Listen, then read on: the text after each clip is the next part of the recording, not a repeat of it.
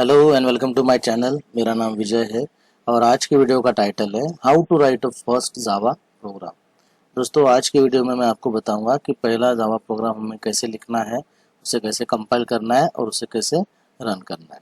ठीक है, तो सबसे पहले हमें चाहिए कि हम इस प्रोग्राम को कहाँ लिखें।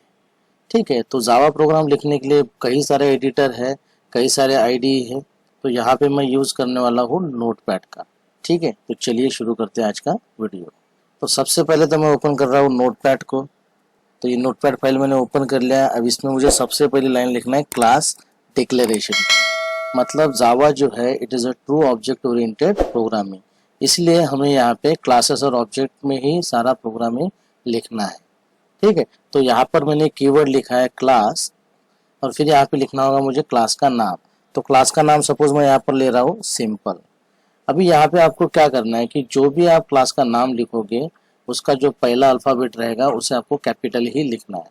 ठीक है, इससे कोई एरर नहीं आएगा, लेकिन दिस इज रिकमेंडेड। ठीक है, ये आपको जो है मतलब जब भी आप कभी क्लास लिखोगे तो उसका पहला जो अल्फ़ाबेट रहेगा उसे कैपिटल ही लिखना है। ठीक है, फिर हम लिखेंगे इसके बाद में ओपनिंग ब्रैकेट और क्लोजिंग ब्रैकेट। ठीक है, तो इसे हम कहेंगे क्लास की बॉडी। जैसा कि मैंने आपको कहा है कि जावा जो है it is object oriented programming, इसलिए हम जो कुछ भी हमारा कोड लिखेंगे वो हमें इस ब्रैकेट्स के बीच में ही लिखना है। फिर इसके बाद आता है हमारा पब्लिक स्टैटिक वॉइड मेन। फिर यहाँ पर लिखूंगा मैं स्ट्रिंग और फिर यहाँ पर आएगा ARGS। ठीक है, तो आइए इसे वन बाय वन देखते हैं। सबसे पहले तो ये जो है this is a main method. जैसा कि सी प्रोग्रामिंग में और C++ में मेन फंक्शन होता है, वैसा यहाँ पर भी हमें मेन मेथड लिखना होता है। ठीक है, लेकिन ये मेन मेथड हम इंडिविजुअली नहीं लिखेंगे, इंडिपेंडेंटली नहीं लिखेंगे, इसे हमें क्लास के अंदर ही लिखना पड़ेगा। ठीक है, तो जैसे कि यहाँ पे एक सिंपल क्लास हमने लिखा है, ऐसे नंबर ऑफ क्लासेस हो सकते हैं, लेकिन सिर्फ एक ही क्लास ऐसा होगा जिसमें हम मेन मेथड को लिखेंगे, क्योंकि यही से इंटरप्रेटर को पता चलेगा कि हमें जो है एग्जीक्यूशन यहाँ से शुरू करना है। ठीक है, चलिए। अच्छा, इसमें हमने अभी लिखा है आर्गुमेंट, तो ये जो स्ट्रिंग है this is a class name. ठीक है, और ये ARGS जो है ये उसका ऑब्जेक्ट है। मतलब यहाँ पर हम ये कह सकते हैं कि यहाँ पर एरे ऑफ ऑब्जेक्ट है ARGS। ठीक है, जिसका टाइप है क्लास स्ट्रिंग। ठीक है, फिर ये तीन कीवर्ड जो हमने यहाँ पे लिखे पब्लिक स्टैटिक और वॉइड, तो आइए इसे वन बाय वन समझते हैं। तो ये जो पब्लिक होता है इसे हम कहेंगे एक्सेस मॉडिफायर। ठीक है, तो तीन तरह के एक्सेस मॉडिफायर होते हैं, पब्लिक, प्राइवेट और प्रोटेक्टेड। तो यहाँ पर हम बोल रहे हैं कि ये जो मेन है दिस इज अनप्रोटेक्टेड, मतलब दिस इज पब्लिकली एक्सेसिबल। मतलब सारे क्लासेस जो रहेंगे वो इस क्लास को एक्सेस कर पाएंगे। ठीक है, फिर हमने लिखा है स्टैटिक। तो यहाँ पर हमने स्टैटिक इस वजह से लिखा है कि ये जो मेन मेथड है, ठीक है, ये पूरे क्लास को बिलोंग करती है। ठीक है, क्योंकि जनरली क्या होता है कि हम जो भी मेथड हम लिखते हैं वो ऑब्जेक्ट से रिलेटेड होते हैं, वो ऑब्जेक्ट के अंदर स्टोर होते हैं, मतलब वो एक्सेसिबल सिर्फ ऑब्जेक्ट से के साथ ही होते हैं। बट यहाँ पर हमने स्टैटिक लिख लिया है, इसका मतलब ये हो गया है कि इसे जो है हम ऑब्जेक्ट के साथ में कॉल नहीं कर पाएंगे, तो इसे हमें एंटायर क्लास के साथ में कॉल करना होगा। ठीक है, और दूसरी बात ये हो जाती है कि इस मेन के अंदर ही हम ऑब्जेक्ट को क्रिएट करते हैं। ठीक है, मतलब इसीलिए हमने इसे यहाँ पे स्टैटिक डिक्लेयर किया है। ऑब्जेक्ट क्रिएट करने से पहले ये मेन मेथड यहाँ पर कॉल होगी। ठीक है, और लास्ट में हमने यहाँ पर लिखा है वॉइड। जैसे कि सी प्रोग्रामिंग में हमें पता है कि कोई भी फंक्शन होता है तो उसका एक रिटर्न टाइप होता है। सिमिलरली यहाँ पर भी जो मेन मेथड हम बोल रहे हैं ये उसका एक रिटर्न टाइप है, जिससे हमें ये पता चलेगा कि ये मेन जो है ये कुछ भी रिटर्न नहीं करेगा। ठीक है, चलिए, तो इसके बाद इस मेन मेथड की भी क्या होगी, एक बॉडी होगी जिसमें हम नंबर ऑफ स्टेटमेंट लिखेंगे। ठीक है, तो यहाँ लिखा है हमने ओपनिंग ब्रैकेट और यहाँ लिखा है हमने क्लोजिंग ब्रैकेट। अब इस सिंपल जावा का प्रोग्राम में लिख रहा हूँ, तो यहाँ पे मुझे कुछ नहीं, एक सिंपल मैसेज डिस्प्ले करना है। मैसेज डिस्प्ले करने के लिए जैसा हम सी प्रोग्रामिंग में यूज करते हैं प्रिंट एफ, तो यहाँ पर हमें यूज करना है प्रिंट LN। ठीक है, और इसके अंदर हम लिखेंगे डबल कोटेशन के अंदर वेलकम टू जावा प्रोग्रामिंग। ठीक है, लेकिन यहाँ पर अगर आप प्रिंट करने जाओगे तो ये प्रिंट नहीं होगा, क्योंकि again Java is object oriented programming.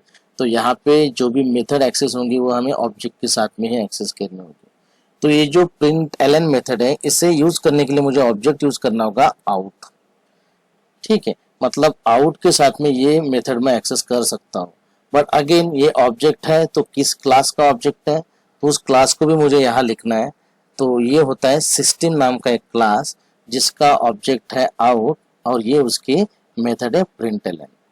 तो आपको ऐसा लिखना होगा कि system dot out dot println, और फिर ये रहेगी मेथड। ठीक है, तो सिस्टम जो है it is already declared class, defined class, जिसके अंदर ये प्रिंट एलन मेथड ने क्या करना चाहिए ये ऑलरेडी इसमें डिफाइन है। ठीक है, और आउट जो है it is the object of this class. ठीक है, इसलिए हमने यहाँ पे लिखा है कि system dot out dot println. अब अगर इस प्रोग्राम को अब मुझे कंपाइल करना है तो मुझे सबसे पहले इस फाइल को सेव करना होगा। ठीक है, तो यहाँ इसे मैं सेव कर रहा हूँ। यहाँ पर जो है एक फोल्डर मैंने बनाया है जावा नाम से। ठीक है, और इसके अंदर इस फाइल को मैं सेव कर रहा हूँ, जो हमारा क्लास का नाम है उसी के नाम से मैं इसे सेव कर रहा हूँ, तो सिंपल डॉट जावा। देखिए दोस्तों, जब भी आप फाइल सेव करें तो उसे एक्सटेंशन देना है जावा, सिंपल डॉट जावा, और जो क्लास का नाम है उसे अगर आप फाइल का नाम दे दोगे तो ये भी काफी थोड़ा आसान हो जाएगा। तो यहाँ पर मैं लिख रहा हूँ सिंपल डॉट जावा। ठीक है, तो हमारी जो फाइल है वो सेव हो गई। अब मुझे इसे कंपाइल करना है और रन करना है। जैसे कि आपको बता दूं कि जावा जो होती है it is compiled as well as interpreted language. तो यहाँ पर मैं अभी ओपन कर रहा हूँ cmd कमांड प्रॉम्प्ट। तो कमांड प्रॉम्प्ट में अभी देखिए ये मेरा बाय डिफॉल्ट पाथ है। ठीक है, इस पाथ से मुझे बाहर आना है, तो यहाँ पे मैं लिखूंगा cd/, देखिए इससे बाहर आ गया। अभी जो है सी ड्राइव पर मेरा एक फोल्डर है जावा नाम से, तो उस फोल्डर में मैं चला गया, तो यह आ गया सी जावा। अब इस प्रोग्राम को कंपाइल करने के लिए मुझे कमांड यूज करनी होगी जावा सी, और उसके बाद देना होगा फाइल का नाम। ठीक है, तो हमारे फाइल का नाम है सिंपल डॉट जावा। तो जैसे इस फाइल को मैं, इस कमांड को मैं रन करता हूँ, तो देखिए यहाँ पे कोई भी एरर नहीं आया है। ठीक है, अगर सपोज यहाँ पर मैं एक एरर ला देता हूँ, यहाँ से सेमीकोलन में हटा दे रहा हूँ और इसे अब मैं सेव कर देता हूँ और फिर से एक बार इसको मैं कंपाइल करता हूँ। देखिए जावा से सिंपल डॉट जावा, तो यहाँ पे आपको एरर आएगी कि एरर क्या आई है कि system dot out dot println पे एरर आई है, और यहाँ पे देखिए एक एरो भी बता रहा है कि कहाँ एरर है आपका। ठीक है, तो यहाँ मैंने सेमीकोलन नहीं लिखा है, उसका ये एरर है। ठीक है, तो आइए इसे हम सेमीकोलन दे देते हैं, फिर से एक बार इसे हमें सेव करना होगा, और अब मैं इसको क्या करता हूँ कंपाइल कर देता हूँ। तो जैसे ही इस फाइल को मैं कंपाइल करता हूँ, ये जैसे सक्सेसफुली रन हो जाती है तो एक बाइट कोड वाली फाइल जो है वो क्रिएट हो जाएगी। तो आइए हम उस फोल्डर में ही चलते हैं। तो मुझे जाना है सी ड्राइव पर, एक जावा नाम का फोल्डर मैंने बनाया है, तो आइए उसमें हम जाते हैं। ये देखिए ये जावा, और यहाँ पे आप देखोगे ये देखिए ये हमारी ओरिजिनल फाइल है सिंपल डॉट जावा, और कंपाइल करने के बाद में एक क्लास फाइल क्रिएट हो गई। ठीक है, इस फाइल को अगर मैं ओपन करने जाऊँ तो इसका जो एक्सटेंशन है वो फिलहाल उसके लिए कुछ सपोर्ट नहीं करता है, because it is a class file. इसमें बाइट फाइल स्टोर है, मतलब बाइट्स स्टोर है। ठीक है, तो अभी इस फाइल को हमें क्या करना है, रन करना है। इस क्लास फाइल को हमें क्या करना है, रन करना है। तो रन करने के लिए हमें इंटरप्रेटर यूज करना होगा जावा नाम का। ठीक है, और यहाँ पर हम लिखेंगे सिंपल, सिंपल डॉट क्लास नहीं लिखना है यहाँ पे, सिंपली हमको क्लास का नाम लिखना है विदाउट एक्सटेंशन। तो यहाँ लिख रहा हूँ मैं जावा सिंपल और एंटर प्रेस कर दिया।